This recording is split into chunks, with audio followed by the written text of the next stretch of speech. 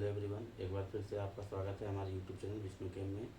तो पिछले रिएक्शन में पिछले प्रीवियस लेक्चर जो था मेरा, उस पर मैंने बताया था बल्क रिडक्शन क्या होता है। जैसा कि ये बहुत इंपॉर्टेंट रिएक्शन होता है, इसमें मैंने आपको मैक्सिमम चीज़ें बता ही दी थी।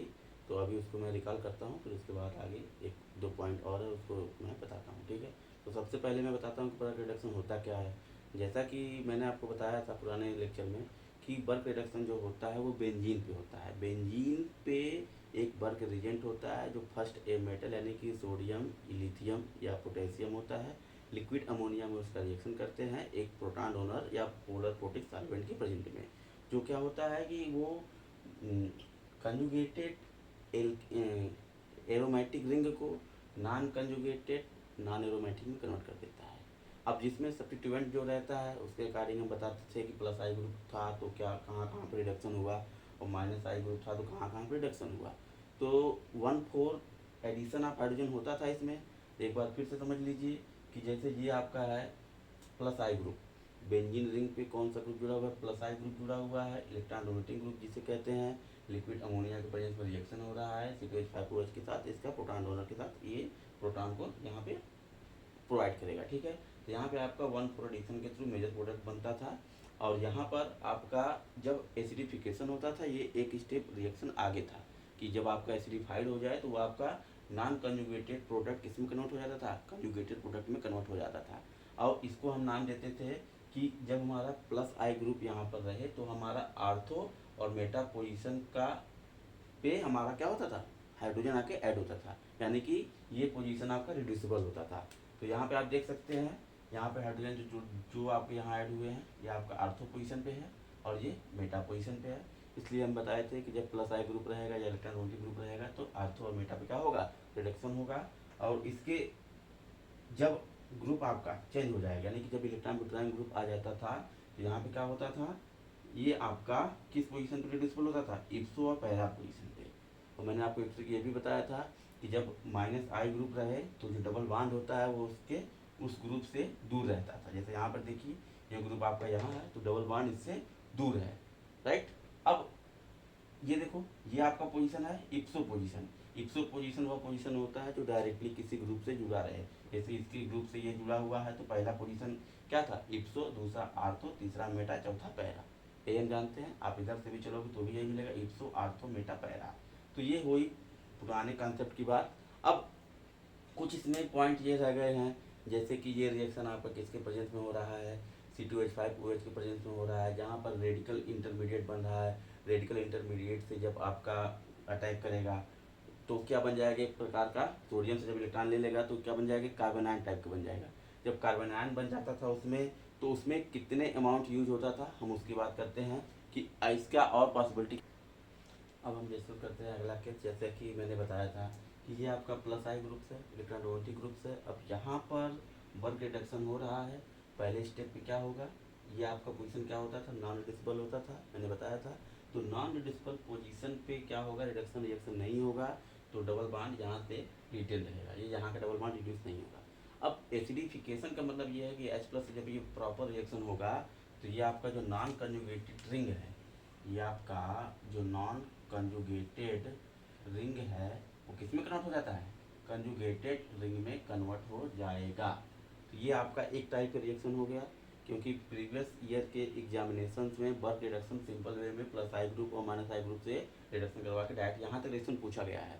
अब अगर ये रिपीट हो सकता है तो बहुत अच्छी बात है, अगर रिपीट नहीं होता तो हो सकता है अगला स्टेप ये बढ़ा दे, एसिडिफिकेशन कर दे, एसिडिफिकेशन कर दे तो आपका प्रोडक्ट ये बन जाएगा।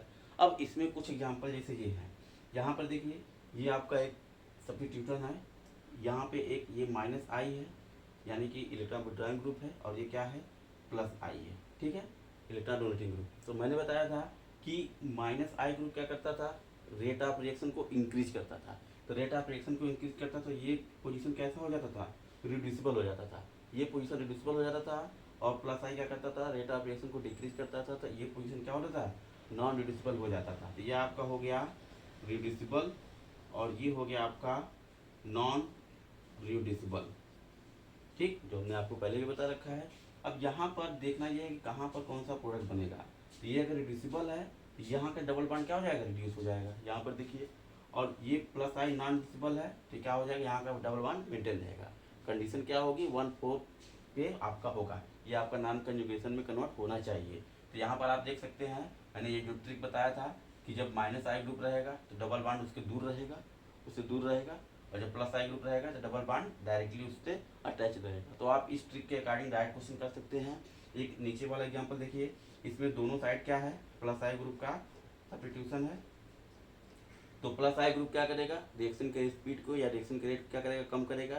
तो ये पोजीशन क्या होगा, नॉन रिड्यूसिबल होगा।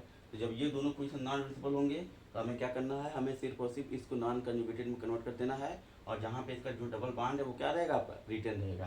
तो ये देखिए नॉन कंजुगेटेड में कन्वर्ट हो गया है, और डबल बॉन्ड भी इस ग्रुप से जुड़ा हुआ है। जैसे मैंने बताया था, जब इलेक्ट्रॉन डोनेटिंग ग्रुप रहता है तो डबल बॉन्ड डायरेक्टली वहाँ अटैच रहेगा। ये इस ट्रिक के अकॉर्डिंग आप इस प्रकार के क्वेश्चन को सॉल्व कर लोगे।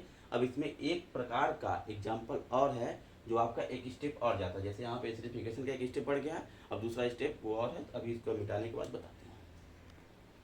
तो अगला केस ये बनता है, जैसे कि इसके पहले क्या था कि आप बल्क रिडक्शन में सोडियम लिक्विड अमोनिया लेते थे और C2H5OH लेते थे, तो वहाँ पर 2 बार आपका रेडिकल फॉर्मेशन होता था और दोनों बार वो कार्बन कटायन में कन्वर्ट होता था। तो ये कंडीशन आपका अब चेंज हो गया। तो आपको ध्यान देना है क्वेश्चन में कि हाउ मैनी इक्विवेलेंट C2H5OH दिया है। अगर रिएक्शन में 1 इक्विवेलेंट C2H5OH दिया है, इसका मतलब ये सिर्फ एक बार प्रोटॉन को प्रोवाइड करेगा, और जब दूसरी बार प्रोटॉन प्रोवाइड करने के लिए इसके पास रहेगा ही नहीं, तो वो क्या बन जाएगा, वो एक प्रकार का कार्बन आयन टाइप का इनुलेट आयन बन जाएगा। तो जब इनुलेट आयन जैसे पहले रिएक्शन देता था न्यूक्लियोफिलिक एडिशन रिएक्शन या न्यूक्लियोफिलिक सब्स्टिट्यूशन रिएक्शन, वो आपका यहाँ पे देगा। तो यहाँ पे समझने के लिए देखिए, आपके ये हमने लिया है COOH के साथ, यहाँ पर सोडियम लिक्विड अमोनिया एक इक्विवेलेंट सोडियम ये C2H5OH ले लिया है। अब यहाँ पर रेडिकल बनेगा, यहाँ पर रेडिकल बनेगा, एक आपका ये कर दिया, यहाँ पर ये एक इक्विवेलेंट आपका यहाँ पे प्रोटॉन एडिशन कर दिया, ये आपका रह गया। अब दूसरी बात, जब ये इलेक्ट्रॉन की यहाँ पे नेगेटिव चार्ज बनेगा, जब नेगेटिव चार्ज बनेगा तो इसको चाहिए H+ इसके पास है ही नहीं, एक था जो यहाँ पे यूटिलाइज हो गया है। अब H+ जब नहीं मिलेगा तो ये क्या बन जाएगा, इनुलेट टाइप बन जाएगा। तो अब यहाँ पर अगर RX दे रखा है तो एक प्रकार का सिंपली ये क्या बना देगा, एल्काइलेशन रिएक्शन में कन्वर्ट कर देगा। यहाँ पे एल्काइलेशन SN2 ये न्यूक्लियोफाइल टाइप के बन जाएगा इनुलेट, ये इस पे ऐसे अटैक करेगा, आपका ये क्या बना देगा, SN2 माइनर, ये इस पे अटैक करेगा, ये ऐसे निकल जाएगा और आपका सिंपल न्यूक्लियोफिलिक सब्स्टिट्यूशन रिएक्शन बन जाएगा। तो ये आपका क्या बन जाएगा, एल्काइलेटेड डेरिवेटिव बन जाएगा। क्या बन जाएगा, alkylated derivative of this compound bulk reduction के अकॉर्डिंग, जब एक इक्विवेलेंट C2H5OH का यूज किया जाएगा तब। सिमिलरली आप देख सकते हैं यहाँ पर प्लस आई ग्रुप लिया है मैंने, सेम कंडीशन यहाँ भी 1 इक्विवेलेंट लिया है, 1 इक्विवेलेंट के साथ पहले आपका प्रोडक्ट ये बन गया, फिर उसके बाद इलेक्ट्रॉन यहाँ पे लिया, नेगेटिव चार्ज आ गया, अब दूसरा H+ है नहीं, H+ दूसरा रहता था तो यहाँ पे प्रोटॉन आ जाता, तो यहाँ पे एक आ चुका है। अब ये क्या करेगा, यहाँ पे प्रोटॉन आ चुका है, ये क्या करेगा, सिमिलरली इस पर अटैक करेगा इनुलेट की तरह, और ये आपका एल्काइलेटेड डेरिवेटिव बन जाएगा। तो ये एक एक्स्ट्रा एडवांस टाइप का है बल्क रिडक्शन, कि बल्क रिडक्शन में 3 कंडीशन होते हैं। पहला, नॉर्मल बेंजीन रिंग का जब बल्क रिडक्शन होगा तो सिंपली 1/4 कंजुगेटेड स्पीसीज मिलेगा। जब सब्स्टिट्यूशन होगा, प्लस आई होगा कि माइनस आई होगा, प्लस आई होगा तो आर्थो और मेटा पोजीशन पे क्या होगा, रिडक्शन होगा, माइनस आई होगा तो इप्सो और पैरा पोजीशन पर रिडक्शन होगा। वो मैंने आपको बताया था कि जब प्लस आई रहे तो डबल बॉन्ड डायरेक्टली ग्रुप से सटा रहेगा, मतलब क्लोज रहेगा। अगर माइनस आई रहे तो डबल बॉन्ड क्या रहेगा, उससे दूर रहेगा उस ग्रुप से। और अगर H+ दिया है तो H+ दिया है तो आपका नॉन कंजुगेटेड स्पीसीज किस में कन्वर्ट हो जाएगा, कंजुगेटेड पार्ट में कन्वर्ट हो जाएगा। तीसरा कंडीशन आपका ये बनता है कि अब एक इक्विवेलेंट अगर C2H5OH लिया रहे तो किस में कन्वर्ट, तो आपका क्या रिएक्शन हो जाएगा, एल्काइलेटेड डेरिवेटिव हो जाएगा, जो इनुलेट आयन की तरह बिहेव करेगा, और ये आपका ये प्रोडक्ट बनेगा। तो ये बहुत ही ज़्यादा इंपॉर्टेंट होने वाला है। CSIR में, गेट में 2 नंबर वाले, 4 नंबर वाले में पूछा जा सकता है, PGT में भी पूछा जा सकता है। तो ये आपका हुआ complete information about bulk reduction. तो आप इसमें अगर किसी को भी किसी प्रकार का डाउट या कन्फ्यूजन हो सकता है तो आप उसे हमें कमेंट सेक्शन में डिस्कस कर सकते हैं। Thank you.